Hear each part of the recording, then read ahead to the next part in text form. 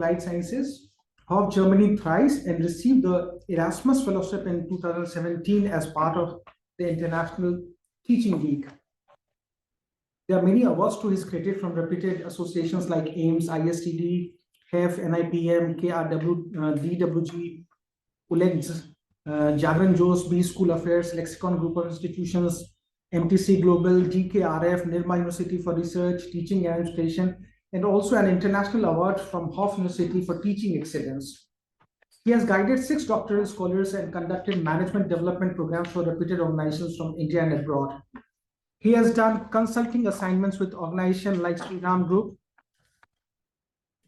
the government of Gujarat, Kalupur Commercial Cooperative Bank Limited, Nirlife, and others. Dr. Pingle has conducted training programs for executives from organizations of repute like ONGC, HPCL, IOCL, GSFC, Catala Pharmaceuticals, Torrent Pharmaceuticals, Kalpataru Power Transmission, Ultratech, Vanamati, GVK EMRI, Ford India, Bank of Baroda, and many others. He has also conducted many faculty development programs on case teaching, pedagogy, and innovative pedagogy. Dr. Pingle is a certified POSH trainer and certified yoga teacher also. His research interests are employer branding, HR practices in MSMEs, employee engagement, and management education. His teaching interests are performance management, international HRM, talent acquisition, and others. And he is currently the director of Symbiosis Center for Management Education in Nagpur. And today we are going to have a very special discussion on HR practices for the startups. So before we start, I would like to request Kumar sir for welcome address, please.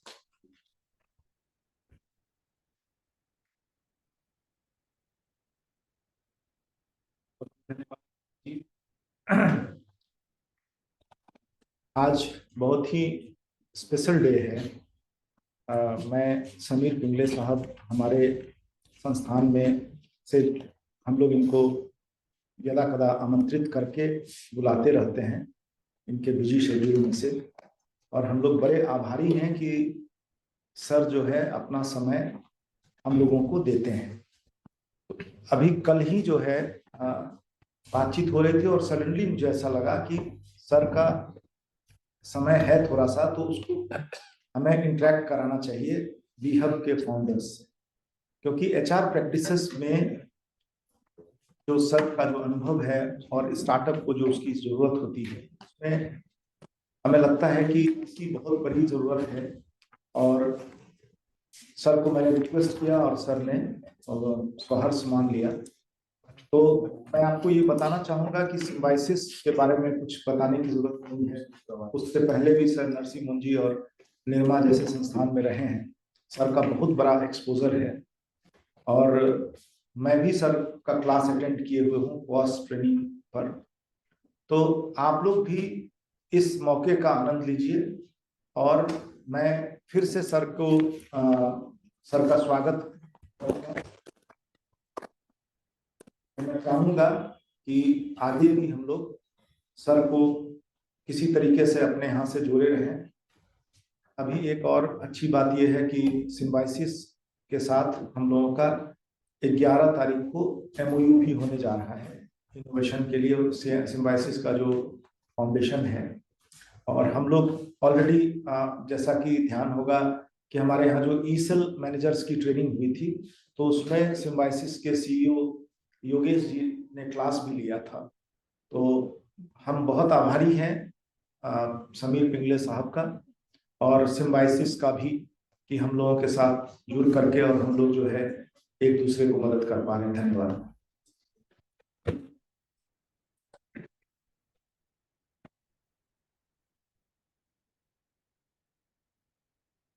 धन्यवाद।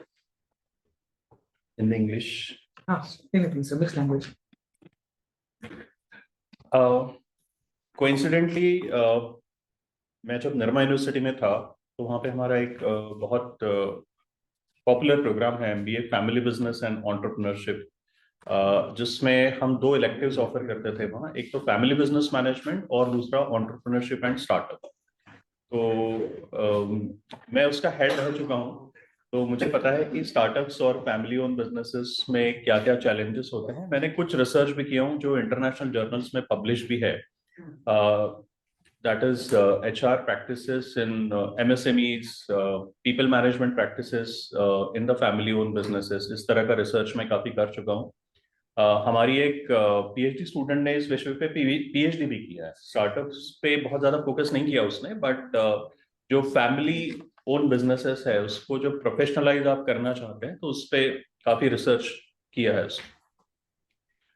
तो जहां तक हम startups की बात करेंगे और SMEs की हम यदि बात करते हैं, तो सबसे महत्वपूर्ण भाग ये है कि कोई भी जो ऑर्गेनाइजेशन होता है उसके लिए 4 स्टेजेस होते हैं या 4 फेजेस होते हैं. तो इंट्रोडक्शन, ग्रोथ, मैच्योरिटी और डिक्लाइन.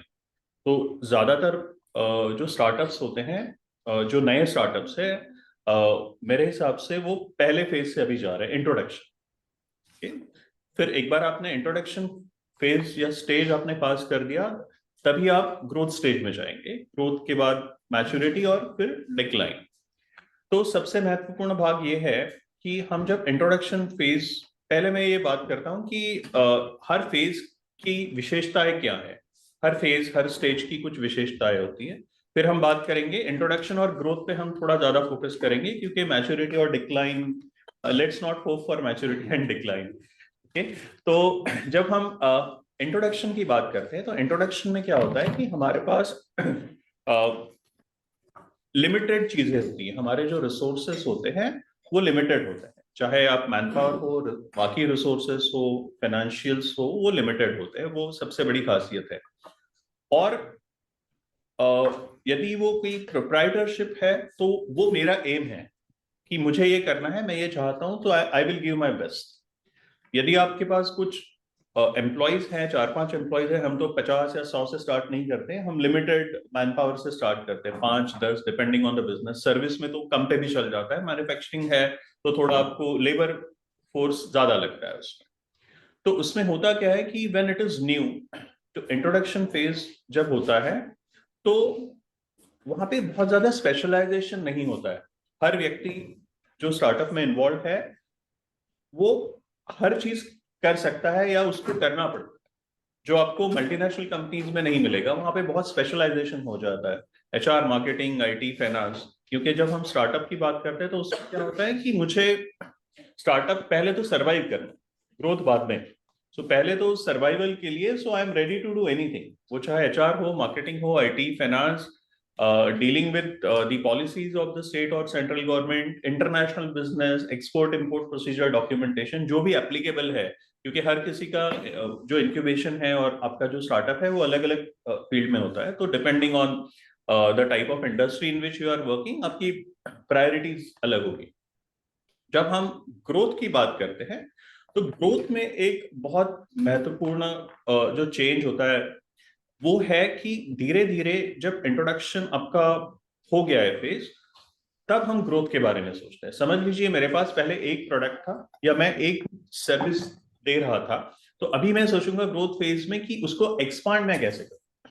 यदि मैं पहले एक प्रोडक्ट मैन्युफैक्चर कर रहा था तो या फिर उसी प्रोडक्ट के मैं वेरिएंट्स लेके आऊंगा मार्केट में, या फिर कोई नए रिलेटेड और अनरिलेटेड प्रोडक्ट्स में मार्केट में ले आऊंगा. या फिर सर्विस की बात यदि करते हैं तो यदि एक मैं सर्विस प्रोवाइड कर रहा था तो अभी ग्रोथ स्टेज में मैं चाहूंगा कि वो ज्यादा से ज्यादा मैं सर्विसेज प्रोवाइड कर सकूं मेरे कस्टमर्स. दूसरी बात ये होती है ग्रोथ स्टेज में कि मेरे जो कस्टमर्स है उसका मैं बेस बढ़ाना चाहूंगा. ये जो ट्रेडिशनल कस्टमर, लॉयल कस्टमर्स है, मेरा प्रोडक्ट या मेरी सर्विस यूज कर रहे हैं, उसके सिवाय मैं खोजूंगा कि क्या और भी कोई कस्टमर्स हो सकते हैं जिनको मेरे प्रोडक्ट या मेरे सर्विस में इंटरेस्ट होगा. शायद फर्स्ट स्टेज में हम उस बारे में नहीं सोचते. फर्स्ट स्टेज में हम ज्यादातर सर्वाइवल के बारे में सोचते हैं कि हमारा ब्रेक इवन हो जाए 6 महीना 8 महीना. सर्विस में थोड़ा जल्दी होता है, मैन्युफैक्चरिंग में समय लगता है. ब्रेक इवन में कुछ केसेस में मैन्युफैक्चरिंग में 3 से 4 साल भी लग जाते हैं. सो सर्विस में यदि आपका स्टार्टअप है तो हो सकता है 6 महीने में. मेरे एक स्टूडेंट का स्टार्टअप था इंक्यूबेशन, सर उसका पहले महीने में ब्रेक इवन हो गया. उसका फर्स्ट मंथ ब्रेक इवन हो गया उसका. क्योंकि सर्विस में आपको क्या चाहिए कि एक लैपटॉप है आपके पास, इंटरनेट कनेक्टिविटी है, दैट इज इनफ, आपको कुछ नहीं चाहिए. बट मैन्युफैक्चरिंग में आपका इनिशियल इन्वेस्टमेंट ज्यादा होता है, इसलिए आपका जो ब्रेक इवन है वो आने में समय लगता है. दूसरी चीज हमें ये देखनी है इंट्रोडक्शन और ग्रोथ स्टेज में कि ब्रेक इवन यदि आपका जल्दी होता है तो आपका प्रॉफिट आना स्टार्ट हो जाता है. और आपका प्रॉफिट स्टार्ट हो गया, तो then you can think of growth stage early जितना, क्योंकि ऐसा कोई नियम नहीं है कि 6 महीना या 6 साल में ही आपका इंट्रोडक्शन स्टेज चलेगा, किसी का 6 महीने में वो खत्म हो जाएगा और ग्रोथ की तरफ हम चले जाएंगे. So there is no such rule. Number ले ले तुम बात क्या कर रहा है, तुम जाओ ऊपर पे. 3 नंबर भी आना मुश्किल होता है. इतना आसान क्वेश्चन था, वेंची तो पढ़ाया हुआ कर दिया.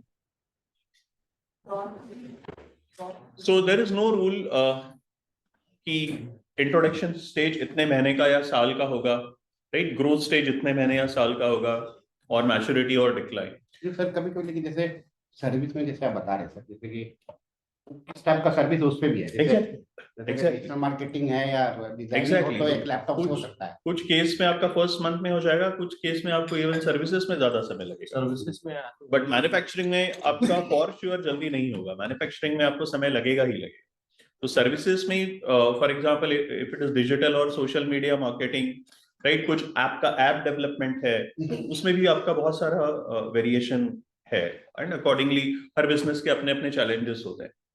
दूसरी चीज हमें देखनी है कि क्या हम लेबर इंटेंसिव बिजनेस कर रहे हैं या फिर इंटेलेक्चुअल इंटेंसिव बिजनेस कर रहे हैं. यदि आप लेबर इंटेंसिव बिजनेस कर रहे हैं तो आपका डिपेंडेंसी वो लेबर पे बढ़ जाएगा, और आप इंटेलेक्चुअल रिलेटेड बिजनेस कर रहे हैं तो आपका डिपेंडेंसी बढ़ेगा वो जो जहां से वो इंटेलेक्चुअल कैपिटल आ रहा है. फॉर एग्जांपल जो प्रोग्रामर्स है, आपके टेक्नीशियंस है, उन पे आपका डिपेंडेंसी बढ़ जाएगा. ये पॉसिबल नहीं कि as initiator of the startup मैं ही सब कुछ करूं, जस्ट इम्पॉसिबल है. तो यू नीड हेल्प, आपको अच्छा टीम चाहिए वो सब काम करने के लिए.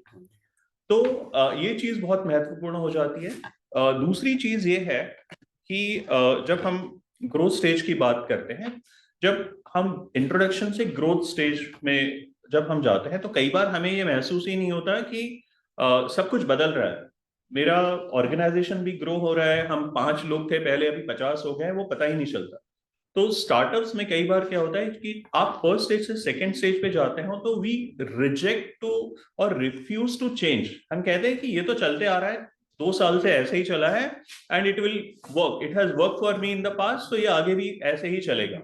जरूरी नहीं है, क्योंकि जैसे ही आप एक्सपांड करते हो या फिर आप फ्रेंचाइजी मोड में जाते हो, जो भी आपका बिजनेस मॉडल है, जैसे ही आपका एक्सपांशन होता है तो ये अपेक्षित है कि आप वो आपके बिजनेस में कुछ बदलाव लाए, कुछ चेंजेस लाए. फॉर एग्जाम्पल फर्स्ट स्टेज में हो सकता है आपको बहुत ज्यादा फंक्शनल स्पेशलाइजेशन की जरूरत नहीं है, बट सेकेंड स्टेज में आपको थोड़ा सा स्ट्रक्चर लाना पड़ेगा आपके ऑर्गेनाइजेशन में. जैसे ही आपका ब्रेक इवन हो गया, आप ग्रोथ की तरफ जा रहे हैं, तो थोड़ा आपको स्ट्रक्चर लाना पड़ेगा, रिपोर्टिंग रिलेशनशिप्स लानी पड़ेंगी, आपको फंक्शनल स्पेशलाइजेशन लाना पड़ेगा. इसके लिए आपको कंपनी में बहुत सारा रेजिस्टेंस होगा. जो senior so called senior employees है, जो डे 1 से आपके साथ है. मेरा उदाहरण बताता हूँ. When I was with Nirma university, मैं 2008 से 20 तक वहां था. सो मैं जब ज्वाइन किया तो वहां पे मस्टर नहीं था साइन करने के लिए. It was all trust based, क्योंकि हम 15-16 फैकल्टी मेंबर्स थे और there was no in out time, right. फिर 2011-12 के आसपास मस्टर आया कि आपको इन और आउट में साइन करनी है. वो भी बहुत स्ट्रिंजेंट नहीं था, कभी कभी हम हफ्ते भर की साइन एक साथ कर देते थे. सो इतना इनफॉर्मल था. और 2012 या 13 में फिर बायोमेट्रिक आया. तो बायोमेट्रिक में 1 मिनट भी कम हुआ तो आपको डायरेक्टर या वाइस चांसलर की साइन लेनी है. So I have seen that progression कि फॉर्मलाइजेशन के अपने कुछ लिमिटेशंस होते हैं. स्पेशली आपके जो सीनियर एम्प्लॉयज है वो क्वेश्चन करेंगे कि आप सिस्टम्स प्रोसेसेस क्यों ला रहे हैं, कि क्या आपका हम पे विश्वास नहीं है. वो सारी चीजें होगी, and you should be ready. और यदि आप ओनर है वो स्टार्टअप के, तो सबसे महत्वपूर्ण चीज ये है, हमें ध्यान रखनी है कि चाहे कोई भी स्टेज हो, इंट्रोडक्शन, ग्रोथ, मैच्योरिटी या डिक्लाइन, सी बिजनेस और organisation is bigger than individual. वो चीज हमें ध्यान रखनी है. हमें भी ध्यान रखनी कि दो I have started it, but मेरे साथ 5 या 10 या 50 लोग जुड़े हुए हैं, तो everyone is equally important and my company is more important. जहां पर ये चीज आ गई कि I am more important than the company, तो वहां से वो डिक्लाइन स्टार्ट हो जाता है. क्योंकि वो एरोगेंस, ईगो, एटीट्यूड आप में आ जाएगा कि आई हैव डन इट, मैंने ये कर दिया. हमने देखे बहुत सारे स्टार्टअप्स आप बैंगलोर में जाएंगे तो रोज 50-100 स्टार्टअप्स बंद हो रहे हैं। तो इसमें आप यदि मेरे कुछ स्टूडेंट्स ने इसका स्टडी किया था, उसमें ये है बैंगलोर जैसी जगह मीन्स इनके 80% स्टार्टअप्स आईटी में होते हैं, 80% स्टार्टअप्स आईटी या आईटीएस इस तरह के होते हैं। सो इसमें होता क्या है कि बहुत सारे यंगस्टर्स ये स्टार्टअप्स लेके आ रहे हैं कि 18 साल के हैं, 19 साल 22 साल के हैं, इंजीनियरिंग ड्रॉप आउट्स है या फिर इंजीनियरिंग करके जॉब नहीं करना, ऐसे बच्चे बहुत सारे हैं। तो ये आप यदि इनका फेलियर का रीजन देखेंगे तो इनके पास क्या होता है, आइडिया एंड एंथुजियाज्म, दो ही चीज। आइडिया और एंथुजियाज्म से आप स्टार्ट तो कर देंगे, शुरुआत तो कर देंगे, बट उससे आगे नहीं बढ़ पाए।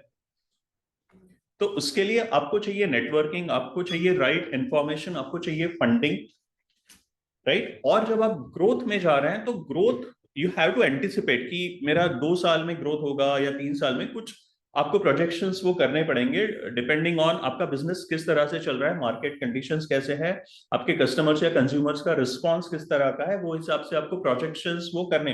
हो सकता है वो प्रोजेक्शंस में थोड़ा बहुत बदलाव हो, बट ऐसा ना हो कि आपने 2 साल का प्रोजेक्शन जो किया है वो चीज 10 साल बाद होगी। तो इसके लिए बहुत मीन्स मैं मेरे स्टूडेंट्स को भी ये सजेस्ट करता हूँ कि मेरा सजेशन है आप सबको भी कि ये जो इंजीनियरिंग और मैनेजमेंट के स्टूडेंट्स है, इनको आप एज इंटर्न्स बहुत अच्छे से यूज कर सकते हैं। रादर आप करें इनको एज इंटर्न्स यूज करें, आप उनको इंटर्नशिप देनी है नहीं देनी है वो आप डिसाइड कीजिए, बट मैं सजेस्ट करूंगा कि आप उनको कुछ नॉमिनल इंटर्नशिप दे ताकि उनका वो पॉकेट मनी उनका महीने का वो निकल जाए, 2000-5000 जो भी है, और सर्टिफिकेट दे। हमारा अनुभव ये है कि ये बच्चे, नॉट ऑल बट एक 30-40% बच्चे बहुत अच्छा जॉब करते हैं और ये अनबायस्ड होते हैं, इनके पास बायस नहीं है, इनको क्या है, सीखना है। सो सीखने की जो शिद्दत होती है इनमें, सो उसकी वजह से हो सकता है आपके बिजनेस को भी फायदा हो और एज एन इंडिविजुअल आपको भी बहुत कुछ सीखने के लिए मिले। तो मैं ये नहीं कह रहा हूँ कि उनको बहुत सेंसिटिव और कॉन्फिडेंशियल मैटर में आप इन्वॉल्व करें, बट जो भी है, फॉर एग्जांपल आपको कुछ कस्टमर रिसर्च करना है या न्यू प्रोडक्ट डेवलपमेंट का टेस्टिंग करना है या आपको कंसेप्ट टेस्टिंग करना है या पावर पॉइंट प्रेजेंटेशन, ये बच्चे बहुत अच्छा पावर पॉइंट प्रेजेंटेशन और बहुत नए नए एप्स ये लोग प्रेजी और क्या क्या यूज करते हैं, हम भी नहीं कर पाते। So there is so much to learn from the youngsters. Mobile में हमारे इतने फंक्शंस है, आप और मैं शायद 2-3 फंक्शन से ज्यादा यूज नहीं करते हैं, ये youngsters they know all the functions, सारे फंक्शंस पता है। So there is lot to learn, कि वो जमाना चला गया कि जो अनुभवी व्यक्ति है वही कुछ सिखा सकता है दूसरे को, those days are gone. So with this boom of internet, chat GPT, right, so as teachers we have to be careful. तो मैं कुछ पढ़ा रहा हूँ वो गलत है कि नहीं, मेरा बच्चा स्टूडेंट जो है क्लास में तुरंत चेक कर सकता है चैट जीपीटी। तो चीज माय सजेशन इज कि आप अपने बिजनेस में ज्यादा से ज्यादा स्टूडेंट्स को भी इन्वॉल्व कीजिए। उसमें आप 2 फायदे होंगे, एक तो आपको कुछ नया सीखने मिलेगा और वो बच्चा अनबायस्ड है, और ज्यादातर बच्चे, मेरा अनुभव ये है कि उनमें बहुत ज्यादा अभिप्रेरणा होती है, मोटिवेशन बहुत ज्यादा होता है कि मुझे कुछ करना है, सीखना है, कंपनी कैसे काम करती है वो सीखना है। तो ज्यादातर बच्चे, मैं ये नहीं कहूंगा कि 100%, बट एटलीस्ट 70-80% बच्चे बहुत अच्छा और बहुत सिंसियर ऑनेस्ट काम करते हैं। वो ग्रेट जॉब करेंगे नहीं करेंगे मुझे नहीं पता, बट वो बहुत सिंसियरली और ऑनेस्टली काम करते हैं during the internship. So only thing आपको ये चीज करनी है कि आपको उनको गाइड करना है। मेरा अनुभव ये है कि कई बार कंपनीज ना इंटर्न्स को रिक्रूट करके छोड़ देते हैं कि आप 2 महीने बाद आके आप सर्टिफिकेट ले जाएं, वैसा नहीं करना है। आप उनके लिए एक डिफाइंड प्रोजेक्ट रखिए कि आपको ये चीज करनी है, या फिर आप उनको फंक्शन टू फंक्शन रोटेट भी कर सकते हैं कि जैसे 1 महीना वो टेक्नोलॉजी पे काम कर रहा है, 1 महीना वो मार्केटिंग पे काम कर रहा है, जैसे भी है, depending on your business, export import procedure, documentation में भी आप उनका हेल्प ले सकते हैं। तो उससे आपको बहुत फायदा होगा, सीखने मिलेगा। बच्चे को फायदा ये होगा कि दैट बच्चा विल नो कि स्टार्टअप क्या होता है। अभी क्या है, वो सब थेरोटिकल है, जो गूगल और यूट्यूब पे जो देखते हैं या पढ़ते हैं उतना ही ज्ञान है उनके पास, राइट। तो इन अ वे आप जो इंक्यूबेटेड स्टार्टअप्स है, आप डायरेक्टली एक आपका CSR, कॉर्पोरेट सोशल रिस्पॉन्सिबिलिटी भी आप निभाएंगे। तीसरी चीज ये होगी कि समझ लीजिए आपके स्टार्टिंग फेज में आपने वो बच्चे को रिक्रूट कर दिया और उसका जो अनुभव है बहुत अच्छा है आपके साथ, तो हो सकता है वो आपके साथ जॉब भी करे, भले 10 साल ना करे, वो 2 साल जॉब करे आपके साथ, राइट। चौथी चीज ये होगी कि उसका यदि अनुभव अच्छा है तो वो जाके अपने कॉलेज में बताएगा कि नहीं ये स्टार्टअप बहुत अच्छा है, या फिर ये इंडस्ट्री बहुत अच्छा है, ये बिजनेस मॉडल बहुत अच्छा है, और वो 4 और अपने फ्रेंड्स को, सीनियर्स और जूनियर्स को बताएगा, अपने प्लेसमेंट टीम को बताएगा। मेरे साथ अभी हुआ है, हमारे अभी एक स्टार्टअप ने रिक्रूट किया है। मेरे यहाँ बीबीए स्टूडेंट्स हैं, ये बैच से हम 4 साल का बीबीए ऑफर कर रहे हैं, पहले 3 साल का था। सो अकॉर्डिंग टू NEP 2020 हम अभी 4 साल का बीबीए ऑफर कर रहे हैं। तो मेरे यहाँ जितनी कंपनीज इस बार रिक्रूटमेंट के लिए आई है उसमें से 70% कंपनी स्टार्टअप्स है, और वो 70% में से 90% service sector, may be 95% service sector में, 5% मींस सोशल सेक्टर या मैन्युफैक्चरिंग में। 95% कंपनीज जो रिक्रूट कर रही है वो स्टार्टअप्स है। यदि आप टॉप इंस्टीट्यूट्स में जाएंगे, इवन IIMs, IITs में, वहां पे भी स्टार्टअप्स काफी रिक्रूट कर रहे हैं अभी, राइट। और आप एक ब्रॉड मॉडल देखेंगे जिस तरह से कॉलेजेस स्पेशली प्रोफेशनल कोर्सेज में रिक्रूटमेंट हो रहा है पिछले 5-7 साल में, तो एक PPO का कंसेप्ट है, pre placement offer, specially management और इंजीनियरिंग में बहुत पॉपुलर है। कि पहले क्या होता था कि कैंपस प्लेसमेंट के लिए कंपनीज जाती थी, अभी बहुत सारी कंपनीज ने अपना मॉडल ही चेंज कर दिया।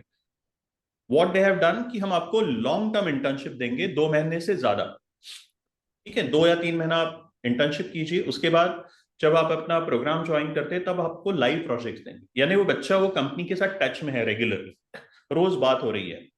2 या 3 महीना आप ऑफलाइन इंटर्नशिप दीजिए उसको, और उसके बाद वो ऑनलाइन करेगा, और फिर आप उसको जज कर सकते हैं और उसको एक प्री प्लेसमेंट आप ऑफर दे सकते हैं, क्योंकि वो टेस्टेड बच्चा रहेगा। इंस्टेड ऑफ वो 15-20 मिनट का, 10 मिनट का इंटरव्यू लेने की अपेक्षा यदि आप ये करते हैं तो आपका प्लेसमेंट मीन्स आपका रिक्रूटमेंट, टैलेंट एक्विजिशन जिसको हम HR में कहते हैं, वो बहुत स्मूथ और काफी क्या कहते हैं रिलायबल होगा।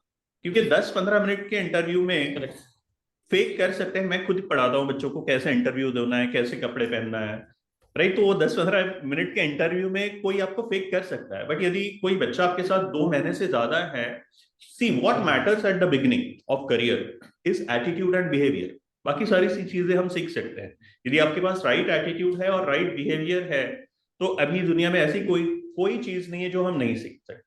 बेसिकली सर ये मॉडल हम फॉलो कर रहे हैं। आफ्टर 3 मंथ्स अगर जो मुझे लगता है, मुझे अच्छा लगता है तो बिल्कुल वो बिल्कुल कीजिए। 3 मंथ्स का मान लीजिए किसी कारण अच्छा नहीं लगता है तो सर्टिफिकेट लेके आप दे। Exactly, right. तो मैं बहुत ज्यादा टेक्निकल वर्ड्स या जार्गन्स यूज नहीं कर रहा हूं, मैं ये आपसे अनुरोध करूंगा कि वो आपका जो टैलेंट एक्विजिशन जो फंक्शन है, या एकदम स्मूथ हो जाएगा, और आपको अलग से किसी को रिक्रूट करने की जरूरत नहीं पड़ेगी वो एज अ रिक्रूटर और एज टैलेंट एक्विजिशन स्पेशलिस्ट। तो क्योंकि होगा क्या, जब हम इंटरव्यू साक्षात्कार जब लेते हैं तो एक पैनल, 1 या 2 मेंबर्स उसको जज करते हैं। जब वो बच्चा आपके पास 2 महीना है तो ऑलमोस्ट आपके स्टार्टअप में, इंक्यूबेशन में जितने मेंबर्स है सभी से इंटरेक्शन हो, तो आपको एक होलिस्टिक पिक्चर मिल जाएगा कि वो बच्चा कैसा है, राइट। आप ये अपेक्षा मत कीजिए कि वो आपके साथ 5-6 साल रहेगा। Even if the person is with you for 1 or 2 year and the person is loyal, trustworthy, I think that is enough. ये जनरेशन से आप ये अपेक्षा मत कीजिए वो 10 साल आपके साथ रहेंगे। Those days are gone. तो अभी लॉयल्टी की परिभाषा ही अभी बदल गई है। लॉयल्टी क्या है, मैं 1 साल, 1.5 साल, 2 साल रहूंगा, लेकिन मैं ईमानदारी से काम करूँ, दैट्स इट। पहले क्या था कि मैं 25 के एज में ज्वाइन करूंगा या 21 के एज में ज्वाइन करूंगा और 58-60 में रिटायर होऊंगा, वो लॉयल्टी थी। अभी वो नहीं रहा है। सो आपको बुरा नहीं मानना है कि यदि कोई छोड़ के चला गया तो, बिकॉज अपॉर्चुनिटीज इतनी सारी है, और कुछ बच्चे हायर एजुकेशन के लिए जाते हैं, कुछ बच्चे अब्रॉड जाते हैं, कुछ आपसे इंस्पायर होकर कुछ सालों बाद खुद का स्टार्टअप स्टार्ट करेंगे वो। So you have to accept the ground reality. दूसरी चीज मीन्स चौथी चीज एक्चुअली स्टार्टअप्स के लिए बहुत जरूरी है कि ऐसे जो फोरम्स है, बहुत सारे फोरम्स है, जैसे मेरे इंट्रोडक्शन में इन्होंने बताया कि ISTD है, नेशनल HRD नेटवर्क है, ऐसे बहुत सारे प्रोफेशनल बॉडीज है, एम्स है। सो आप इन सारी बॉडी से जुड़े रहें, क्योंकि इनके बहुत सारे प्रोग्राम्स होते हैं, seminar, conferences, symposiums, training programmes होते हैं। तो आप खुद अटेंड करें, धीरे धीरे अपने एम्प्लॉयज को भी वहां भेजें कॉन्फ्रेंसेस, फिर बाद में, अभी नहीं, इमीडिएटली नहीं, कुछ बाद में जब आपका बिजनेस बढ़ जाएगा तो आप कुछ कॉन्फ्रेंसेस होस्ट कर सकते हैं। आपको कुछ नहीं करना है, सिर्फ एक स्पेस देनी है उनको, कोई खर्चा नहीं करना है आपको। तो उससे होगा क्या, गिव एंड टेक होगा। You will know about what is happening in industry में बेस्ट प्रैक्टिसेस क्या है, और बहुत सारी बाद में कॉन्फ्रेंसेस और ट्रेनिंग इंडस्ट्री स्पेसिफिक भी होता है कि आप जिस इंडस्ट्री में हैं उससे रिलेटेड काफी प्रोग्राम्स होते हैं अलग अलग प्लेटफॉर्म से। फॉर एग्जांपल अभी नागपुर में 8 दिन पहले CII का एक इवेंट हुआ था, that was related to retail this construction industry, right. So construction industry से रिलेटेड एक प्रोग्राम हुआ, हो सकता है ट्रैवल एंड टूरिज्म के ऐसे प्रोग्राम होते हैं, फिर ऑटोमोबाइल के एसोसिएशन के प्रोग्राम्स होते हैं। तो आप ये भी देखिए कि आप जुड़े रहें या फिर आपको नहीं जुड़ना है तो एटलीस्ट यू फॉलो कि कहाँ क्या प्रोग्राम हो रहा है, हम वहां से क्या सीख सकते हैं, दैट इज वेरी इंपॉर्टेंट। तो जिसको LND कहते हैं, लर्निंग एंड डेवलपमेंट, ये स्टार्टअप्स के लिए बहुत महत्वपूर्ण है क्योंकि जिस तरह से चीजें बदल रही है, एक जमाना था जहां पे कहते थे कि टेक्नोलॉजी जो है तो वो कॉम्पिटिटिव एडवांटेज है, तो अभी वो चला गया। कॉम्पिटिटिव वो टेक्नोलॉजी आपका हाइजीन फैक्टर हो गया। यदि आपको टेक्नोलॉजी नहीं आती तो you are out of the business. आप ये नहीं बोल सकते कि मैं पेटीएम नहीं यूज करूंगा, वो भी एक टेक्नोलॉजी है। कुछ बेसिक फीचर्स मैं यूज नहीं करूंगा या करूंगी ऐसा हम नहीं बोल सकते। हम ये नहीं बोल सकते कि माइक्रोसॉफ्ट एक्सेल हम यूज नहीं करेंगे या एडवांस एक्सेल हम यूज नहीं करेंगे, वो टैली हम यूज नहीं करेंगे फॉर एग्जांपल अकाउंटिंग के लिए। So we don't have choice. तो टेक्नोलॉजी में क्या क्या चेंजेस हो रहे हैं, क्या बदलाव हो रहे हैं, हमें उसका ट्रैक रखना पड़ेगा, हमें खुद सीखना होगा कि एज ओनर और as initiator of the business कुछ सालों बाद, अभी आप वो सिचुएशन फेस नहीं कर रहे हैं लेकिन हो सकता है 2, 4, 5 साल बाद आपके जितने भी एम्प्लॉयज हैं they will look up to you as a role model. ठीक है, आप फॉर एग्जाम्पल कि आप पंक्चुअल है कि नहीं, आप पंक्चुअल नहीं है तो you can not expect your employees to be punctual. जरूरी नहीं हर बिजनेस में मैटर करे, लेकिन कुछ बिजनेस में वो मैटर करता है। यदि 9 बजे का मीटिंग है या ऑफिस टाइमिंग है तो आपको 9 बजे पहुंचना है, उसके 5 मिनट पहले पहुंचना ही है। यदि आप एक्सपेक्ट करते हैं कि ये पर्टिकुलर ड्रेस कोड हो मेरी कंपनी में तो आपको भी वही वैसे ही ड्रेस कोड पहनना है। You can't expect that from your employees if you are not doing it, right. So ये छोटी छोटी चीजें मैटर करती है when it comes to the business. यदि हम स्टार्टअप्स या इवन फैमिली बिजनेसेस, SMEs की बात करें, क्योंकि मैंने काफी रिसर्च किया हूं इस टॉपिक पे, तो जिस तरह के ट्रेनिंग प्रोग्राम यहाँ होते हैं, ये देखा गया है कि ज्यादातर ट्रेनिंग प्रोग्राम ना फंक्शनल या टेक्निकल ही होते हैं। 80-90% training programme, for example how to repair this product या how to assemble this product, इसको कैसे बनाना है या इसको कैसे रिपेयर करना, यही ट्रेनिंग हम ज्यादा इम्पार्ट करते हैं। और कहीं ना कहीं सॉफ्ट स्किल ट्रेनिंग हम इम्पार्ट ही नहीं करते क्योंकि हमें लगता है कि उससे तो इमीडिएट कोई फायदा नहीं होगा। लगता है हमें there is no immediate benefit, right. But मेरा ये सुझाव है आप सभी से कि आप वो बहुत नहीं बट एटलीस्ट 20-25% आपका जितना भी ट्रेनिंग आवर्स है उसमें सॉफ्ट स्किल को भी आप इंक्लूड करें। छोटी छोटी चीजें हैं, आपके स्टार्टअप पे डिपेंड करेगा कि क्या रिक्वायरमेंट है। फॉर एग्जांपल कुछ यदि आप यंगस्टर देखेंगे जो आपके फंक्शन में बहुत अच्छे हैं, जो टेक्नोलॉजी है या फिर जो भी आपका काम है, एक्सपोर्ट इंपोर्ट का हो या और भी कोई काम हो, ट्रेवल टूरिज्म हो, फूड बिजनेस हो, जो भी आपका बिजनेस है उसमें वो बच्चा बहुत अच्छा है बट उसको ड्राफ्टिंग ही नहीं आता, ईमेल नहीं लिख पाता है। टू कहाँ लिखना है, सर कहाँ लिखना है, सब्जेक्ट कहाँ लिखना है, एंडिंग कैसे करना है, वही नहीं आता है क्योंकि उसके लिए वो टेस्ट ही नहीं हुए। चैट जीपीटी और ये सारे टूल्स अवेलेबल है। बट जब आप एक प्रोफेशनल ऑर्गेनाइजेशन में काम करते हैं तो ये जरूरी है कि how to write professional emails. एक छोटा सा उदाहरण मैं आपको दे रहा हूं, ऐसे बहुत सारे उदाहरण। फिर पावर पॉइंट प्रेजेंटेशन कैसे बनाना है इज एन आर्ट। ऐसा नहीं कि एक ही स्लाइड पे मैंने 50 पॉइंट्स डाल दिए और वो मैं पढ़ भी नहीं पा रहा हूं, कोई भी नहीं पढ़ पा रहा। पावर पॉइंट्स का बैकग्राउंड कैसे होना चाहिए, उसमें कितना कंटेंट जाना चाहिए, उसमें पैराग्राफ्स लिखने हैं, बुलेट पॉइंट्स लिखने हैं, राइट। उसका फॉन्ट साइज क्या होना चाहिए, छोटी चीजें, these are all small things but ये सारे चीजों का ट्रेनिंग जरूरी है। उसके बाद एक बहुत महत्वपूर्ण एरिया है जहां पे स्टार्टअप स्ट्रगल करते हैं कई बार, is how to work as a team. एक समूह में हम कैसे काम करें। आजकल देखा गया है कि as an individual we are good, मेरा खुद का काम बहुत अच्छा है but due to some reasons मैं मेरे साथियों के साथ काम नहीं कर सकता हूं या कर सकती हूं, या फिर साथियों से मैं काम नहीं करवा सकता, जिसको हम टेक्निकल लैंग्वेज में कहते हैं सुपरवाइजरी स्किल्स। मैं एक 2010 से एक ओपन हाउस प्रोग्राम लेता हूँ जहां पे एनीवन कैन एनरोल।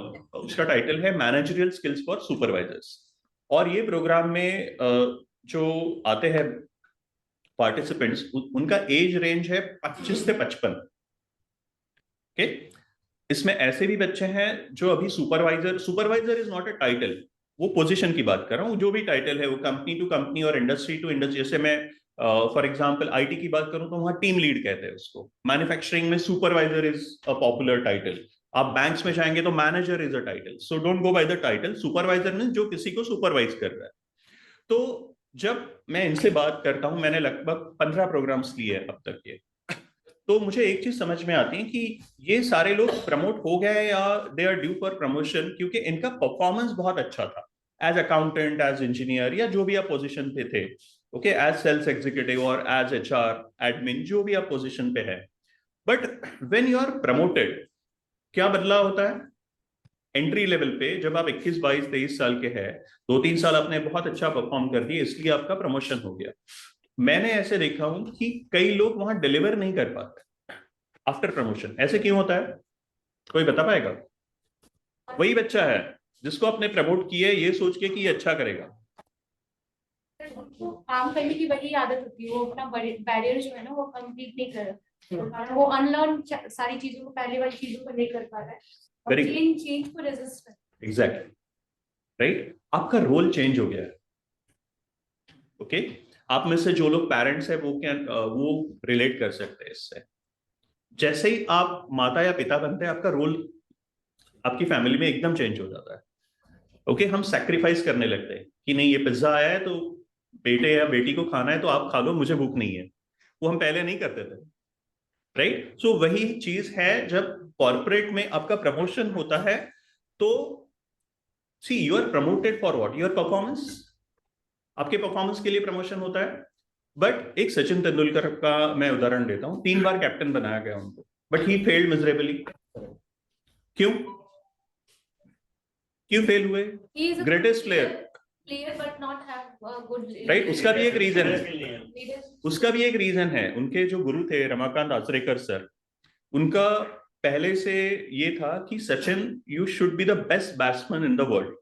उसके लिए दिन में 4-4 मैचेस इनसे खिलाते थे, 4 मैचेस एक दिन में।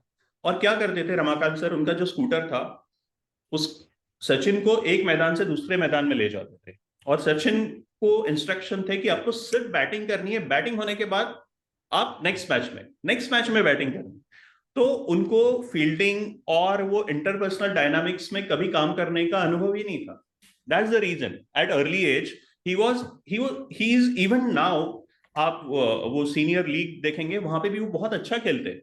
ही is close to 50 now, right, क्योंकि उनका टेक्निकलिटीज बहुत अच्छा है। But he never had exposure जो टीम डायनामिक्स है, इंटरपर्सनल स्किल्स। उसके आप उल्टा देखिए गांगुली या धोनी। ओके, गांगुली की आप बैटिंग देखेंगे तो बहुत ग्रेट नहीं थी, टेक्निकल फ्लॉस थे उनके बैटिंग में, बट उनमें बहुत अच्छी लीडरशिप क्वालिटीज,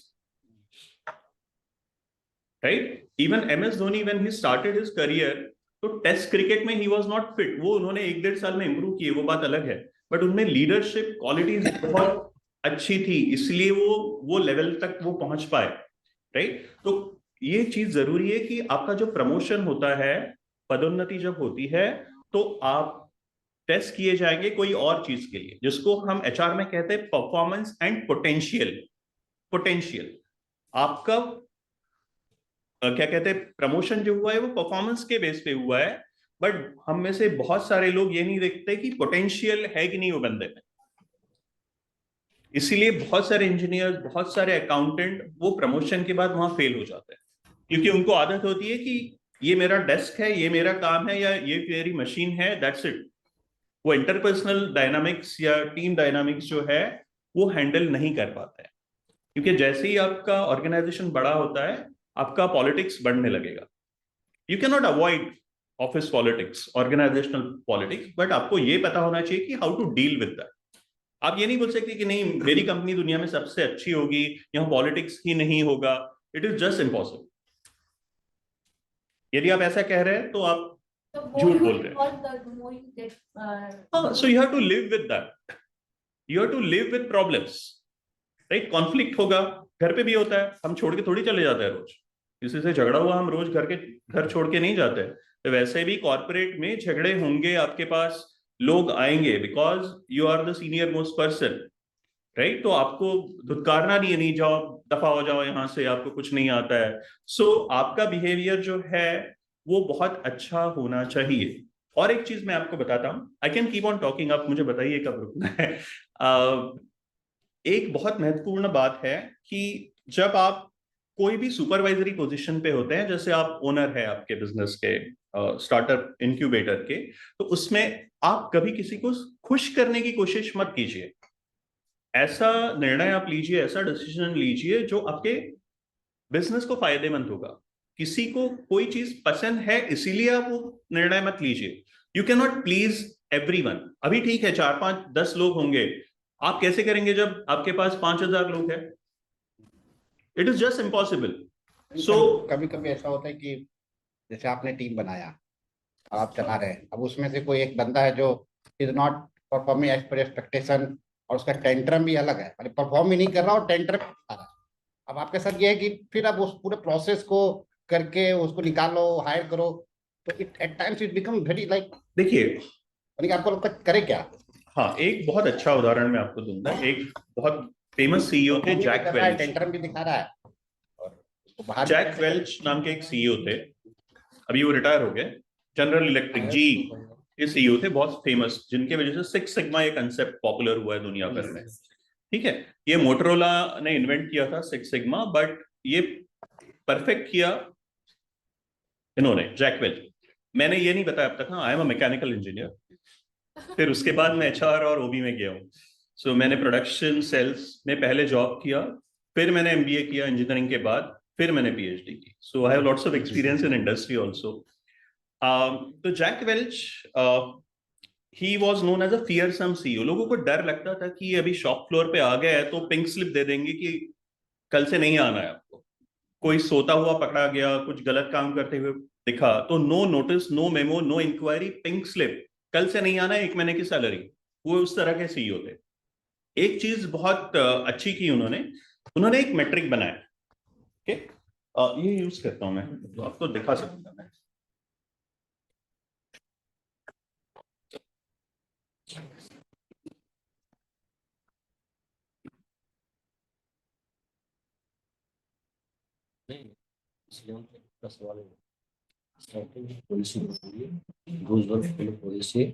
फॉरवर्ड पीछे बोलते कभी भी हम पे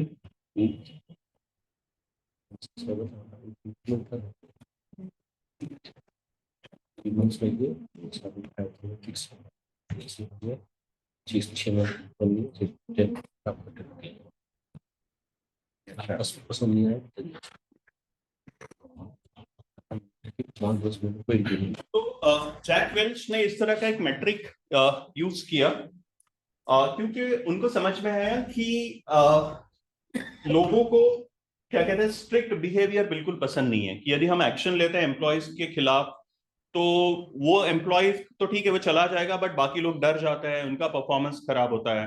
तो व्हाट ही डिड इज, उनको ये समझ में आया कि कुछ मुझे ऑब्जेक्टिव मेजर चाहिए कि जिससे मैं एक्सप्लेन कर सकूं कि इस तरह से मैंने डिसीजन लिया हूं, ये क्राइटेरिया है डिसीजन मेकिंग। तो उन्होंने डिसाइड किया कि मैं सिर्फ 2 चीजें देखूंगा, परफॉर्मेंस और बिहेवियर, सिर्फ 2 चीजें। यदि आपका परफॉर्मेंस और बिहेवियर दोनों अच्छा है, हाई, इनको क्या किया इन्होंने, प्रमोट। आपका एज 51 हो या 71, it doesn't matter, even 21, young लोगों को उन्होंने प्रमोट कर दिया, राइट? दूसरा कैटेगरी है ये, एकदम clear cut decision, bye bye, low on performance, low on values, low on behaviour. आपका परफॉर्मेंस भी अच्छा नहीं है और आपकी वैल्यूज मेरी कंपनी की वैल्यूज से भी मैच नहीं करेगी।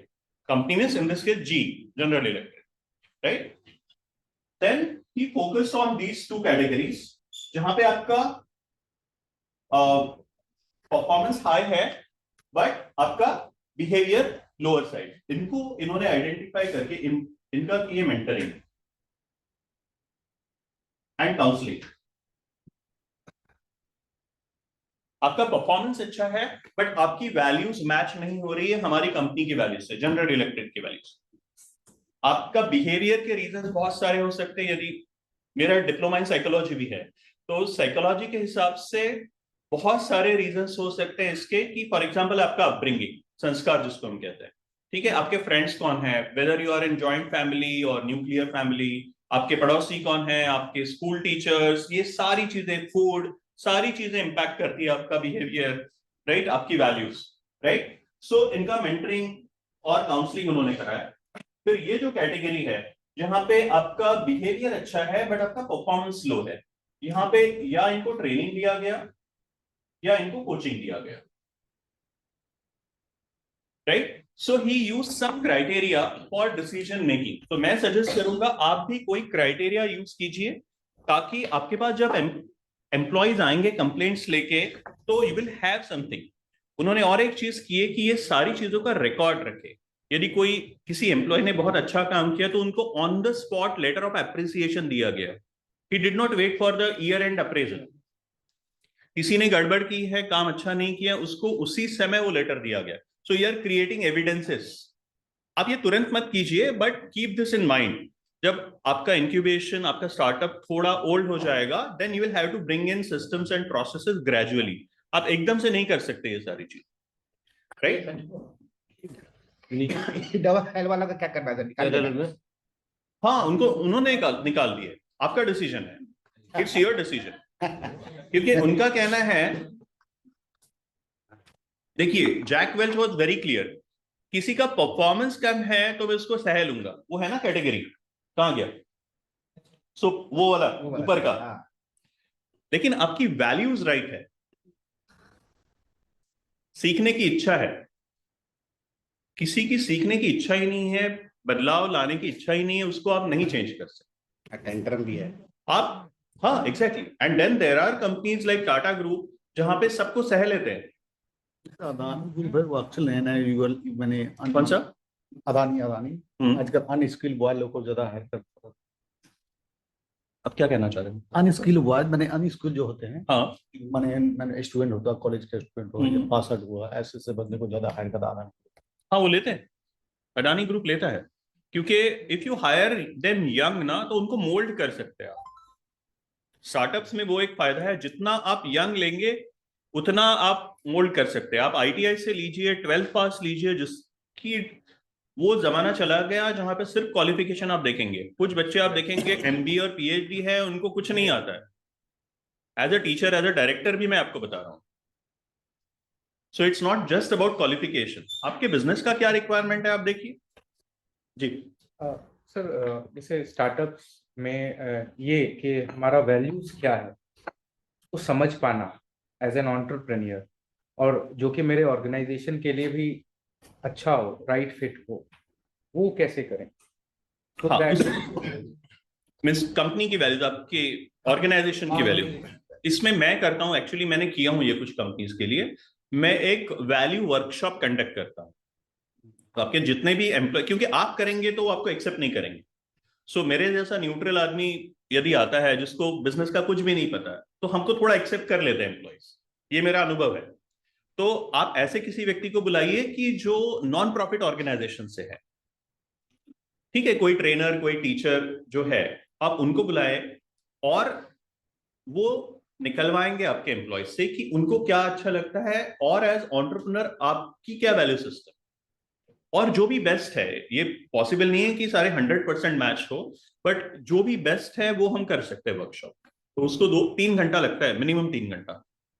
और किन किन टाइप के वैल्यूज हैं इन टर्म्स ऑफ, अगर एग्जांपल्स दें हम कि ये एक वैल्यू है, जैसे इंटीग्रिटी, ट्रस्ट, लॉयल्टी, पंक्चुअलिटी। आपके बिजनेस में क्या इंपॉर्टेंट है, थोड़ा बिजनेस टू बिजनेस और एंटरप्रेन्योर टू एंटरप्रेन्योर भी वेरी होगा। कि फॉर एग्जांपल सपोज मैं बहुत रिलैक्स हूं, ऐसे भी कुछ एंटरप्रेन्योर्स हैं जिनको मैटर नहीं करता punctuality. What matters to them is result मिल रहे हैं। It is fine, but your employ should know कि ये मुझे मैटर करता है। तो धीरे धीरे आप वो वैल्यू डॉक्यूमेंट बनाइए और उनको सर्कुलेट कीजिए at the time of joining. वो राइटिंग, लिखित में होना बहुत जरूरी है। और आपकी वैल्यूज आपको बीच में चेंज नहीं करनी है, एटलीस्ट वो जो आपका अप्रेजल साइकिल है, फाइनेंशियल ईयर है, उसमें चेंज नहीं करनी। चेंज करना भी है तो आप नेक्स्ट ईयर अप्रैल से कीजिए उसको। कुछ बिजनेसेस आप सर्विस सेक्टर में देखेंगे, जैसे डोमिनोज, पिज्जा हट और ये सारे बिजनेस हैं, वहां पे वो पंक्चुअलिटी बहुत मैटर करती है। 30 मिनट डिलीवरी, तो जो 30 मिनट में डिलीवर कर सकता है वही रहेगा। हाँ, so it will vary from business to business. आप कुछ मैन्युफैक्चरिंग फर्म्स देखेंगे तो वहां पे क्वालिटी मैटर्स। टोयोटा आप देख लीजिए, मारुति सुजुकी इंडिया लिमिटेड, वहां पे क्वालिटी में आप कॉम्प्रोमाइज नहीं कर सकते। आपका जो है, ओके, कोई पार्ट का समझ लीजिए 10 mm का पार्ट चाहिए, तो वो आप कॉम्प्रोमाइज नहीं कर सकते, नहीं 9.8 है तो चला लो आप। एग्जैक्टली, तो क्वालिटी में आप वहां कॉम्प्रोमाइज नहीं कर सकते ना। It depend, that's why I said it depends on the business. कुछ जैसे बीपीओ है फॉर एग्जांपल किसी के पास, तो आपका वॉइस मैटर करता है, आपकी वॉइस क्वालिटी कैसी है, आप कैसे कपड़े पहनने हैं, इट डजंट मैटर, क्योंकि आपका इंटरेक्शन ही नहीं होगा क्लाइंट के साथ कभी। बट यदि ऐसे बिजनेसेस है जहां पे आपके क्लाइंट के साथ इंटरेक्शन है, या किसी के साथ गवर्नमेंट एजेंसी के साथ इंटरेक्शन है, फिर आपका ग्रूमिंग, आपका अटायर, ये सारी चीजें मैटर करेंगी। So that depends on the business.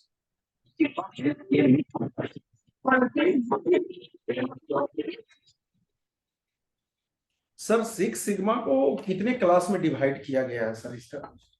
Class में सिग्मा 6 सिग्मा है ना उनके, 6 है। 3.4 डिफेक्ट्स इन 1 मिलियन कहते हैं वो। 3.4 इन 1 मिलियन। बहुत कम कंपनीज एक्चुअली उसके आसपास भी पहुंच पा रही है इंडिया में। तो भी हमारे प्रीवियर कंपनी भारतीय एयरटेल के पास था इस पर। हाँ, बहुत कम है। डब्बा वाला है मुंबई के। हाँ, डब्बा वाला का वो 6 के ऊपर है, 8 सिग्मा लेवल पे काम करता है Mumbai dabbawala. They are amazing. कभी आप बुलाइए ये प्लेटफॉर्म पे, वो मिस्टर अग्रवाल है, वो आते हैं। अच्छा, आए हैं, बहुत अच्छा बोलते हैं। सर ऑर्गेनाइजेशन की जो वैल्यूज होती है और हमारी जो थिंकिंग है वो थोड़ी सी डिफरेंट है, उसकी वजह से रिफ्ट आ रहा है, उसको कैसे कोप कर सकते हैं? ऑर्गेनाइजेशन की वैल्यूज और किसकी वैल्यूज?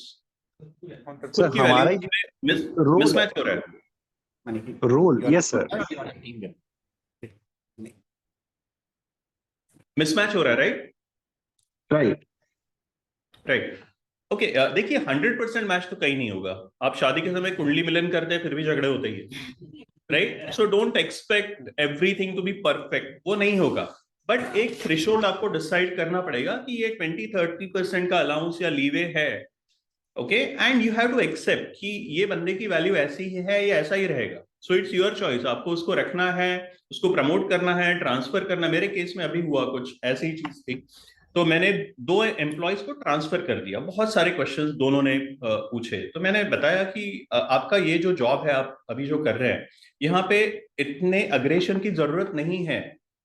ओके, फॉर एग्जाम्पल मेरे यहाँ एग्जाम सेक्शन है, मेरे यहाँ एग्जाम सेक्शन में मुझे अग्रेसिव बंदा नहीं चाहिए, राइट? बट मेरा कॉर्पोरेट रिलेशन सेक्शन है, वहां पे मुझे अग्रेसिव बंदा चाहिए। तो मैंने एग्जाम वाले को कॉर्पोरेट रिलेशंस में डाल दिया, कॉर्पोरेट रिलेशंस को एग्जाम में डाल दिया।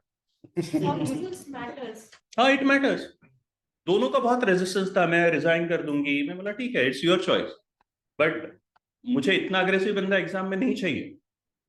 So it's your call. कभी कभी आपको टफ कॉल्स लेने पड़ेंगे, आपको ज्यादा बहस मत कीजिए, उनको डांटिए मत, बट आपको कुछ जो डिसीजंस लेने हैं वो आपको लेने ही होंगे, क्योंकि आर्ग्यू करके you can not win with arguments, क्योंकि लोगों के फिक्स माइंडसेट होते हैं, you can not change their mindset. Don't try that, you are not psychiatrist और काउंसलर। सर रिक्रूटमेंट के प्रोसेस में क्या क्या वैल्यूज आप देखते हैं एक एम्प्लॉय में?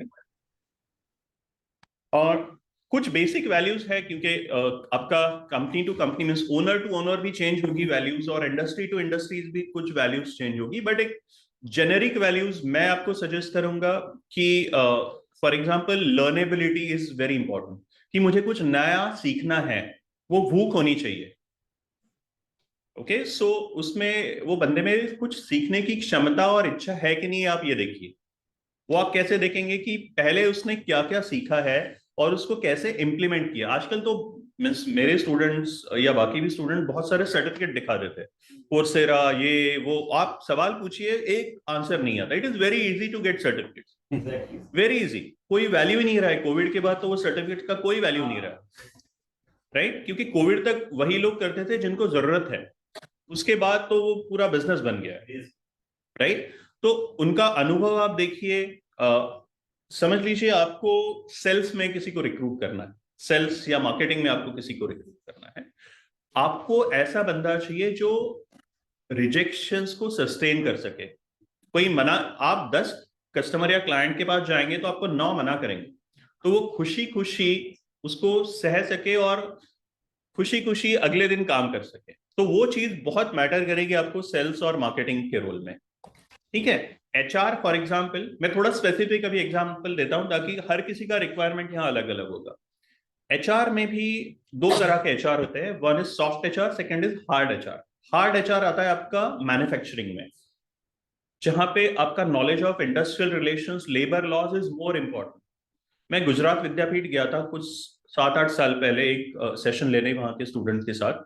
गुजरात विद्यापीठ में MA HRM ऑफर करते हैं, ये गुजराती मीडियम में, और इनका 100% प्लेसमेंट ये यूनिवर्सिटी का। और इनके स्टूडेंट्स कौन है? ज्यादातर बच्चे 80% बच्चे ट्राइबल्स है, रिमोट पार्ट ऑफ गुजरात, जिनको गुजराती के सिवाय कोई लैंग्वेज नहीं आता है। ओके, मैंने टूटी फूटी गुजराती के कुछ वर्ड्स यूज करके वो सेशन लिया था। मैं 12 साल रहा तो थोड़ा बहुत गुजराती, लैंग्वेज तो नहीं आती बट वर्ड्स आते हैं, क्योंकि मैंने मेरी बेटी को भी गुजराती पढ़ाया हूँ। तो इनका 100% प्लेसमेंट है, पैकेज बहुत ज्यादा नहीं है, 1.5 लाख 2 लाख 2.5 लाख उतना पैकेज मिलता है, but they are happy, they are very happy. तो वहां पे मैंने एक चीज देखा कि ये बच्चों का जो डिसिप्लिन है, इट इज मच बेटर। बहुत डिसिप्लिन बच्चे हैं और इतना ओनरशिप लेते हैं अपने काम का, और दे वैल्यू दैट 1.5 लाख और 2 लाख 3 लाख का जो भी पैकेज मिलता है उसका मीन्स, वो मैंने MBA के बच्चों में 15 लाख का पैकेज मिलके भी उतनी खुशी नहीं देखी, राइट? तो कई बार आपको ये देखना पड़ेगा। एक होटल ताज का और एक एग्जांपल देता हूं, क्योंकि क्वेश्चन है वैल्यूज का। आप लोग ये यूट्यूब पे वीडियो जरूर देखिएगा ये सेशन के बाद। एक हार्वर्ड बिजनेस स्कूल के प्रोफेसर है, प्रोफेसर रोहित देशपांडे, आप नोट कर लीजिए। प्रोफेसर रोहित देशपांडे भारत के ही है, अभी वहां सेटल हो गए हार्वर्ड बिजनेस स्कूल में। तो उनका एक वीडियो है, ये वीडियो है जो होटल ताज में ट्रेजेडी हुआ था, कि आप सभी को पता है। उस पे एक इन्होंने केस लिखा है हार्वर्ड बिजनेस स्कूल में। तो इन्होंने स्टडी किया, आप सभी को पता है, वहां पे लगभग 34 लोग मरे थे, 34, उसमें से 17 इनके एम्प्लॉयज थे और 17 गेस्ट थे, ओके?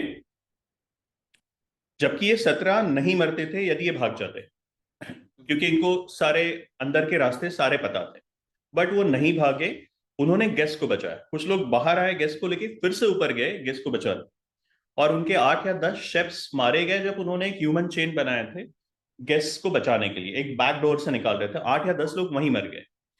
फिर डॉक्टर देशपांडे और उनके टीम ने बहुत रिसर्च किया, बहुत स्टडी किया, और उनको दे ट्राई टू नो कि इनका रिक्रूटमेंट कैसे होता है, what do they look for. ये एक मल्लिका जगड़ करके लेडी थी, she was the banquet manager, जहां पे ये HUL का पार्टी चल रहा था, फेयरवेल और इनकमिंग CEO का वेलकम चल रहा था। मल्लिका का एज 25 साल था उस समय, और उसने ऑर्डर दिया निशा नायर को, if you have heard of this lady, Nisha Nair अभी HUL की CEO है, उस समय वो वाइस प्रेसिडेंट HR थी। उनको ऑर्डर दिया कि आप सभी को जमीन पे सो जाना है, तो नो क्वेश्चंस आस्क्ड। 25 साल की लड़की, okay, you need that gut to order. सारे सीनियर थे, she was the youngest, okay, no questions, उसको भी नहीं पता था क्या हो रहा है, बट इतनी इंस्ट्रक्शंस आई कि कुछ धोखा है, राइट? फिर बहुत सारे टेलीफोन ऑपरेटर रात भर फोन कर रहे थे सारे गेस्ट को कि आप दरवाजा मत खोलिए, वो भाग सकते थे, राइट? इसीलिए उन्होंने पूछा, डॉक्टर मिस्टर रतन टाटा, बहुत सारे, करणवीर सिंह कांग, उनका इंटरव्यू लिया। करणवीर सिंह की फैमिली का डेथ हो गया वहां पे, बट वो नहीं हटे, वो अपनी पत्नी और बच्चे को बचाने नहीं गए, वो गेस्ट को बचा रहे। That is the values, right? तो दे ट्राई टू लर्न कि ये वैल्यूज आई कहां से। तो फिर उन्होंने उन सब से बात करने के बाद उनको ये समझ में आया कि ये जो क्रू सिलेक्ट करते हैं, ये स्टाफ मेंबर सिलेक्ट करते हैं, तो उनका एक HR पॉलिसी डॉक्यूमेंट है कि हमें बड़े शहरों से सिलेक्ट नहीं करना है बच्चों। दिल्ली, मुंबई, बैंगलोर, चेन्नई, कोलकाता से हम नहीं रिक्रूट करेंगे ये लेवल के लिए। उनके डॉक्यूमेंट में लिखा है कि हल्द्वानी, नासिक, त्रिची ऐसे शहरों का लिस्ट है जहां से हम रिक्रूट करेंगे। और कैसे रिक्रूट करते हैं, ये जाते हैं स्कूल्स और कॉलेजेस में, जूनियर कॉलेजेस, क्योंकि 11th-12th के बच्चों को भी ले लेते हैं। उनके टीचर्स और प्रिंसिपल्स को पूछते हैं कि आपका सबसे अच्छा स्टूडेंट कौन है। सबसे अच्छा का डेफिनेशन, परिभाषा इनका अलग है। सबसे अच्छा मीन्स जो माता पिता का सम्मान करता है, रिस्पेक्ट करता है, गुरुजनों का सम्मान करता है। क्योंकि इनका कहना है कि हमारा जो बिजनेस है होटल इंडस्ट्री में, it is all about customers. यदि आप माता पिता और टीचर्स का सम्मान नहीं करते तो आप कस्टमर का सम्मान कभी नहीं कर पाएंगे। So basic value they are absolutely clear. वो बोले लैंग्वेज स्किल्स, वो उनको मराठी, उर्दू, तेलुगु कोई भी लैंग्वेज हो, हम उनको इंग्लिश तो सिखा देंगे, that is not very difficult. But उनमें लर्नेबिलिटी है कि नहीं, और घर के व्यक्तियों का वो सम्मान करते हैं कि नहीं, वो सारी चीजें ये लोग देखते हैं। और इनका रिटेंशन रेट बहुत अच्छा रहते हैं इनके पास। Hotel Taj is not the best pay master in India. इनके कॉम्पिटिटर जो है उनका पेमेंट बहुत अच्छा है, बट इनके पास बच्चे रहते हैं, यंगस्टर्स, राइट। सो ये आपको तय करना है कि आपको क्या देखना है। फिर ऐसे भी कुछ ग्रुप्स है जहां पे ये देखा जाता है कि मुझे कितने जल्दी ये न्यू ज्वाइनी रिजल्ट दे पाएगा। मैं नाम नहीं लेना चाहता हूं, तो कितने जल्दी मुझे रिजल्ट मिलेगा, तो they focus only on that, they don't focus on other values. उनको क्या मैटर करता है कि कितने प्रोडक्ट्स बेचेगा या फिर कितना प्रोडक्शन मेरा बढ़ सकेगा, दैट्स इट। तो ऐसे भी ग्रुप्स है। So as entrepreneur you have to decide आपको क्या चाहिए, और 10 साल 15 साल बाद आपका कंपनी आपको कैसे दिखता है, that's the vision you should have. Retention में बिल्कुल सही है सर। और क्वेश्चन है इसमें आपको हमारा कंपनी सैमसंग इलेक्ट्रॉनिक्स था, जिसमें रिटेंशन पीरियड इतना खराब था यहाँ पटना वाले लोगों के लिए, पटना, मुजफ्फरपुर, भागलपुर, ये सब एरियाओं में, जबकि हमारे यहाँ रांची और जमशेदपुर जो था बिल्कुल परफेक्ट था इस मामले में, जो आपने बोला। बिहार में जो लोग हैं वो ज्यादातर कंपटीशन वाली तैयारी में रहते हैं, उनसे हम लोग क्या करवा सकते हैं, ये बहुत बड़ा क्वेश्चन बहुत ज्यादा हो जाता है। they want everyone wanted to be IAS और सरकारी नौकरी वाली चीजें, वो आप नहीं, that you can not stop. नजदीक का हर स्टेट का एक स्पेशलिटी होता है। लाइक आप, जैसे मैं गुजरात में 12 साल रहा हूँ, everyone wants to be a CA। Okay, Maharashtra, I belong to Maharashtra, हर किसी को सरकारी नौकरी चाहिए, राइट। IAS IPS नहीं, कोई भी सरकारी नौकरी, बैंक, LIC कहीं भी चलेगा। सो हर स्टेट का एक स्पेशलिटी होता है, वो आप चेंज नहीं कर सकते। So you have to live with that.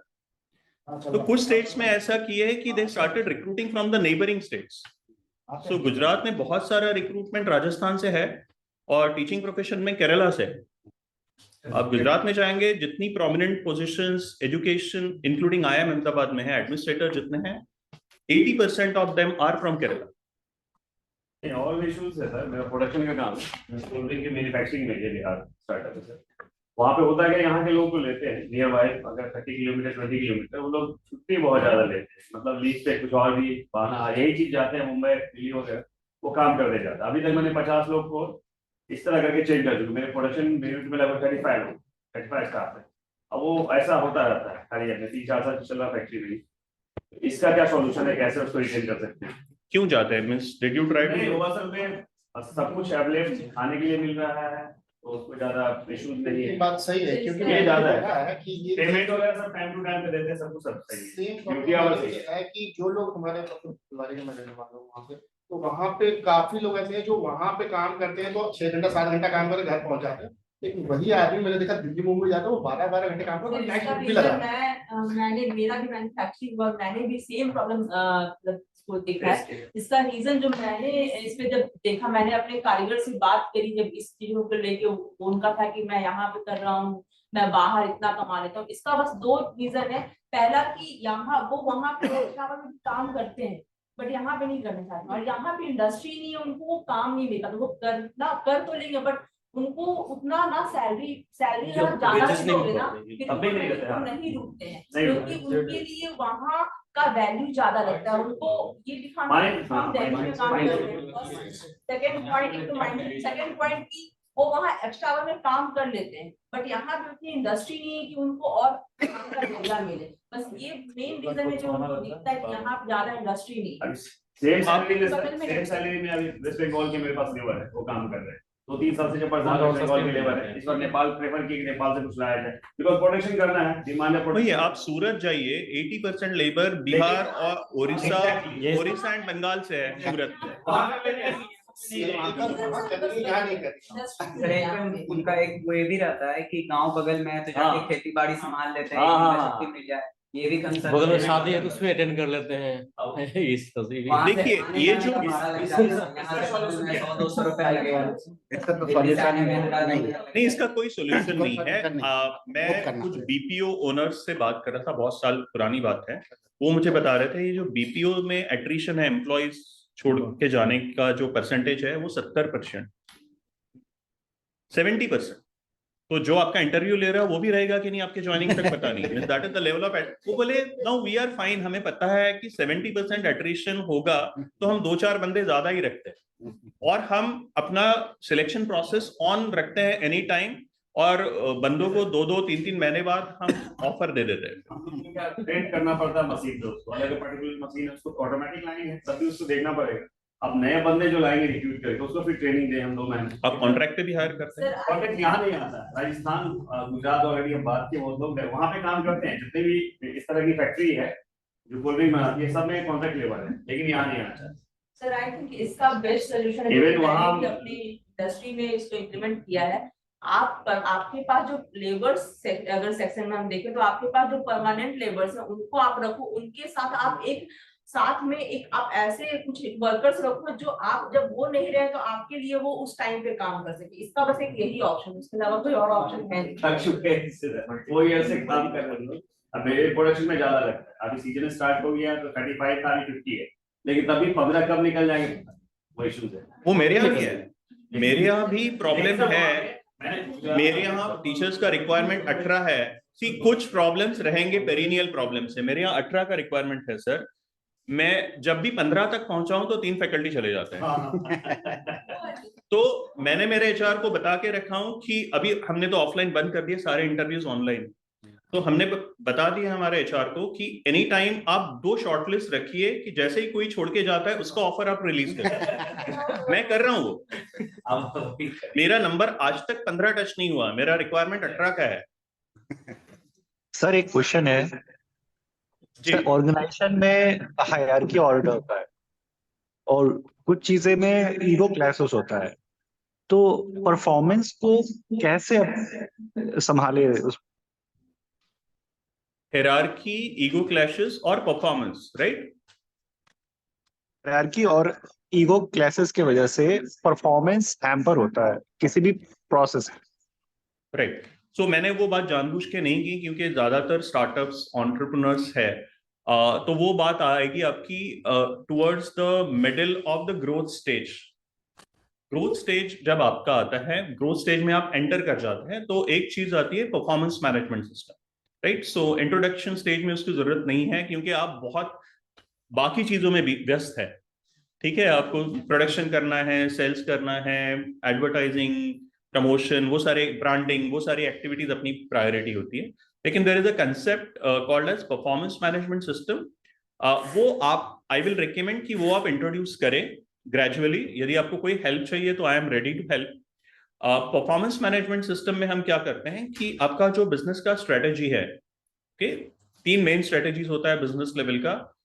जैसे आप माइकल पोर्टर की बात करेंगे तो लो कॉस्ट लीडरशिप, डिफरेंशिएशन और नीच। नीच मीन्स फोकस्ड, राइट? सो लो कॉस्ट लीडरशिप मीन्स कोई भी कंपनी जो सस्ते में माल बेच रही है, DMart for example, right? Differentiation is there is a company called Beardo, Ahmedabad से स्टार्ट हुई, अभी सब जगह आउटलेट्स खुल रहे हैं। जिनके पास भी दाढ़ी है उनको वो टारगेट कर रहे हैं, ओके? अभी धीरे धीरे तो उनका पोजिशनिंग ये है कि बियर्डो, राइट? सो पहले फेयर एंड लवली था प्रोडक्ट, पोजिशनिंग ये था गर्ल्स के लिए। Then they came up with fair and handsome, कि उनको लगा कि नहीं लड़के यूज तो करते हैं लेकिन बताते नहीं है, छुप छुप के यूज करते हैं fair and lovely. They came up with fair and handsome, क्योंकि वो फोकस्ड है, राइट? बहुत सारे ऐसे प्रोडक्ट्स हैं जो सीनियर सिटीजन्स के लिए आ चुके हैं, महिलाओं के लिए है, बच्चों के लिए है, that is focus, right? And differentiation is example Domino's 30-minute delivery, okay, 30 minute में आपको डिलीवरी कर।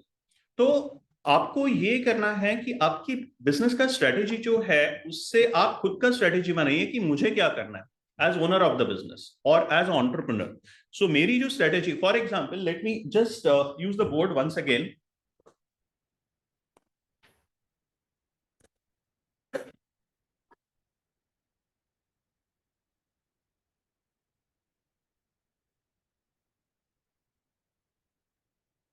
समझ लीजिए आपने टारगेट रखे खुद के लिए कि इस साल मुझे 10,000 प्रोडक्ट सेल करने, ओके, अब जो भी आपका नंबर हो, 1000 हो, 500 हो, 50,000 हो, इसके लिए आपको क्या चाहिए कि आपके अंडर जो टीम है, सारी teams, not just sales team, आपके अंडर जितनी भी टीम्स है, आपके यहाँ प्रोडक्शन है, आपके पास क्वालिटी एश्योरेंस है, आपके पास सेल्स है, आपके पास डिस्पैच है, पैकेजिंग, जितनी भी टीम है आपके पास, हर व्यक्ति को, हर डिपार्टमेंट को आपको ये बताना पड़ेगा कि मुझे 10,000 प्रोडक्ट्स इस साल सेल करने हैं, तो आपको क्या करना है। फॉर एग्जांपल, क्वालिटी एश्योरेंस को आपको ये बताना पड़ेगा कि आपका रिजेक्शन कम से कम होना चाहिए, क्योंकि रिजेक्शन होगा तो आपका रीवर्क होगा, रीवर्क होगा तो आपका कॉस्ट बढ़ेगा, right? Am I right? Yes, आपका कॉस्ट बढ़ेगा तो it will be reflected in your balance sheet, right? और आप प्राइस नहीं बढ़ा सकते हैं क्योंकि that will affect sales, right? Sales को आपको क्या करना है, दो तीन तरह के कॉल्स होते हैं, एक तो आपका हॉट कॉल होता है, एक कोल्ड कॉल होता है, एंड थर्ड डेड कॉल। 3 तरह के कॉल्स होते हैं सेल्स में, hot, cold and dead. Dead means उसको आप एक बार मिल लिए, नॉट इंटरेस्टेड, ज्यादा कुछ नहीं हो सकता है। कोल्ड मींस बताता हूं, सोचते हैं, देखेंगे, that is cold, means there is some possibility. Hot means उसको एक हफ्ते में आपको क्लोज करना। So this is how, because I worked in sales बहुत पहले, 25 साल पहले, तो उस तरह से हम उसको कैटेगराइज करते थे, hot, cold and the dead. Dead का आपको अकाउंट क्लोज कर देना, ठीक है?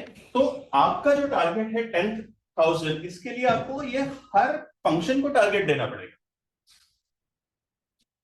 राइट? हर फंक्शन को टारगेट आप देंगे तो यहाँ जो इंडिविजुअल्स काम कर रहे हैं उनके लिए टारगेट्स आ जाएंगे, उनके लिए आपके केपी आ जाएंगे, की परफॉर्मेंस एरियाज आ जाएंगे, और ये आपने डिफाइन कर दिए तो होगा क्या, you will be able to achieve this target. फिर ये कई बार क्या होता है ना कि जो सो कॉल्ड सीनियर एम्प्लॉइज है वो काम करना बंद कर देते हैं और वो कहे कि now I am the boss, आप सबको काम करना है, मैं सिर्फ बैठा रहूंगा। ऐसे नहीं चलता है business, it doesn't work like that, right? आपको जो आपके सीनियर मोस्ट एम्प्लॉइज है उनको भी टारगेट देना पड़ेगा कि आपको ये करना है, राइट? फॉर एग्जाम्पल, बहुत सारी कंपनीज में एक टारगेट दिया गया है एचआर रिलेटेड, सबऑर्डिनेट डेवलपमेंट। आप अपने सबऑर्डिनेट का कोचिंग, मेंटरिंग, काउंसलिंग कैसे कर रहे हैं, ये आपने केपीए दे दिया और उसका अप्रेजल में वेटेज दे दिए तो आपकी कंपनी 5 साल बाद एकदम अलग कंपनी है।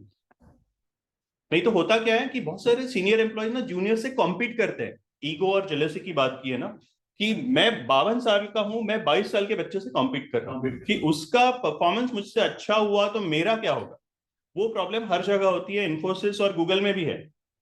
सो आप जिस तरह की प्रॉब्लम्स फेस कर रहे हैं, it is universal, it is not very different, right? तो आप यदि इस तरह का सिस्टम प्रोसेसेस आप बनाएंगे स्ट्रक्चर के साथ, आप गोल अलाइनमेंट यदि करेंगे तो थिंग्स विल बी स्मूथर, और आपके पास एक डॉक्यूमेंट रहेगा रेफर करने के लिए when you are having discussion.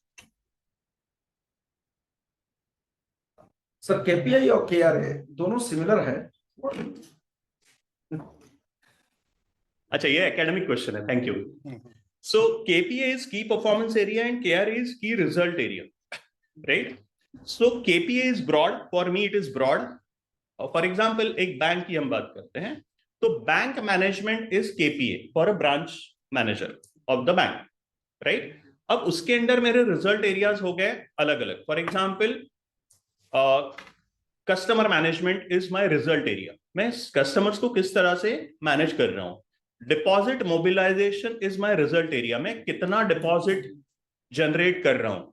And then उसके बाद आपका आएगा केपीआई, की performance indicator, like deposit mobilization by 2% for this month, or repeat customers percentage should be 5%। मेरे जितने भी कस्टमर है उसमें से हर महीने 5 या 10% रिपीट कस्टमर्स होने चाहिए।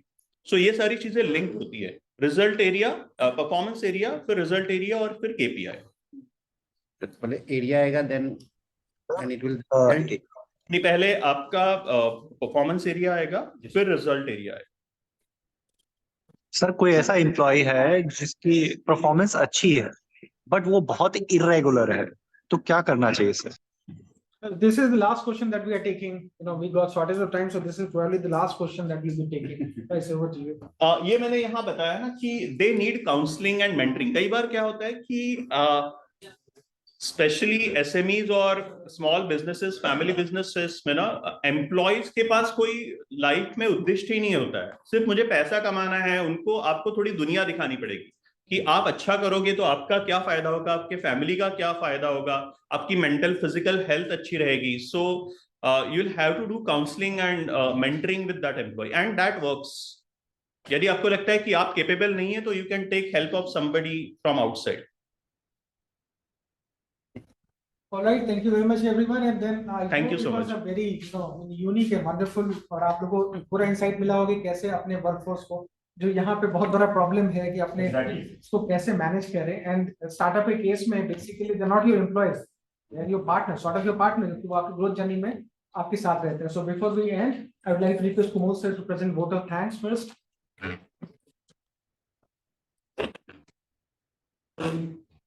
मुझे ऐसा लग रहा है कि आप लोग काफी आपको काफी आनंद इस सेशन का में आप लोग लिए हैं। और अभी अगर नहीं, सर का अभी वहां से क्लास खत्म हुआ है और उसके बाद ये लगातार क्लास ले ही रहे हैं, इसीलिए इसको एंड करना पड़ा। लेकिन हमें लग रहा था कि इसकी जरूरत जो है हम काफी है। तो बहुत बहुत धन्यवाद सर का, और आगे भी हम लोग सर से गाइडेंस लेते रहेंगे। और आज के इस बेहतरीन सेशन के लिए सर का एक बार फिर से जो है ताली जितने लोग यहाँ बैठे हुए हैं, और काफी लोग जो है ऑनलाइन जुड़े हुए हैं। मैं देख पा रहा हूँ कि स्टार्टअप सेल, बहुत सारे इंजीनियरिंग कॉलेज के स्टार्टअप सेल भी के लोग भी जुड़े हुए हैं। तो अभी यहाँ पर काफी मतलब स्टार्टअप इकोसिस्टम काफी डेवलप हो रहा है, और काफी जो है लोग इसमें मेहनत कर रहे हैं। बहुत अच्छे अच्छे स्टार्टअप्स यहाँ से निकल रहे हैं। अब आपका अगला विजिट जो भी होगा तो उसमें हम लोग यहाँ पर एक बढ़िया सेशन जो है हम लोग करवाएंगे, क्योंकि हमको लगता है कि थोड़ा सा इस पे भी कराएंगे, और एक थोड़ा हल्का सर का स्पेशलाइजेशन है पॉश पे, तो वो भी हम चाहेंगे कि यहाँ पे लोगों को उसकी भी जानकारी हो। तो बहुत बहुत धन्यवाद एक बार फिर से, और आप लोगों को भी बहुत धन्यवाद जितने भी स्टार्टअप फाउंडर हैं यहाँ पे। बहुत ही सीरियस हैं ये सब लोग और काफी मेहनत करते हैं। और अगर आप लोगों को और भी किसी चीज में ऐसा लगता है, किसी स्पेसिफिक चीज पे सेशन कराना, तो आप राजीव या शैलेंद्र से आप बोल सकते हैं, हम लोग जो है करवाएंगे जो भी जिसकी भी जरूरत आपको पड़े। धन्यवाद। मैं कुमोद सर का अनुरोध करूंगा एक छोटा सा टोकन ऑफ एप्रिसिएशन सर के लिए, token of love, token of